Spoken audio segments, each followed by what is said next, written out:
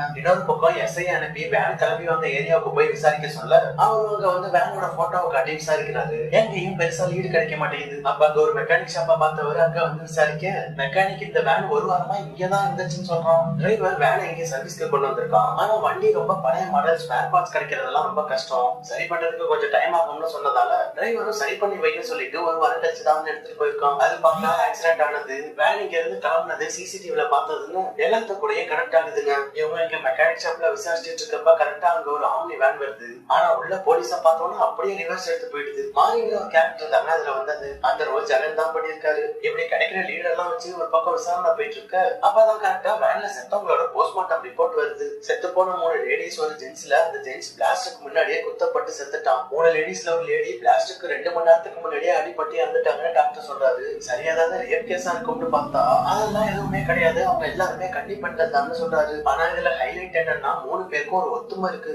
செத்து போன 3 பேருக்குமே பிறவில இருந்தே கண்ணு தெரியாதுன்னு சொல்றாரு. இதை கேட்கும் போதே ஹீரோவுக்கு ரொம்ப புது விதமா இருக்குங்க. 3 பேருக்குமே பர்டிகுலரா கண்ணு தெரியாது. அதோட யாரும் இப்போ வரையும் அவங்களை தேடி கம்ப்ளைண்ட் கொடுக்க வரல.